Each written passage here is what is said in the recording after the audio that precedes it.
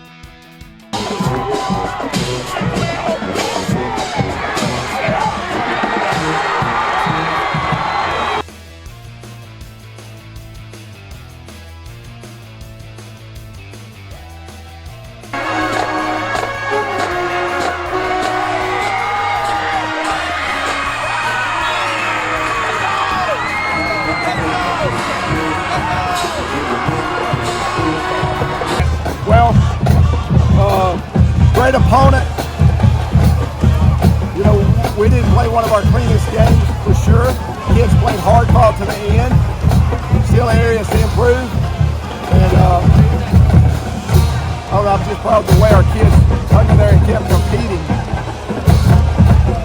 What did you learn about your guys tonight? Well, we do have some big play capabilities, you know, which, if you can have some big plays against Clay-Chalkville, you probably have you have big play capabilities. So that's one thing. If we didn't have the potential to have big plays, we just got to develop more consistency.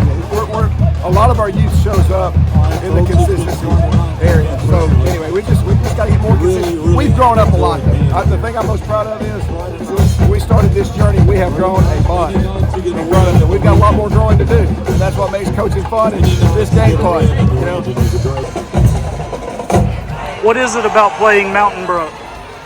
I mean, they're very unorthodox in what they do. You know, they dictate a lot of what you do defensively.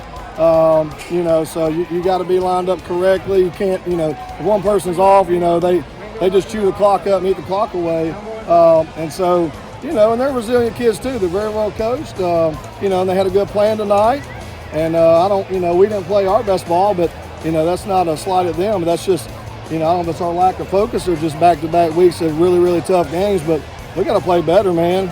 You've been tired of having these tight games? Yeah, I mean, but, you know, at the same time, like, it's good to win tough games, you know, win close games. You get into the playoff, you're going to have some tight games. So, you know, I wish we would play better so they weren't tight, but at the same time, you know, when you get into the playoffs and you've been there and got that experience with a tight game, you can fall back on that.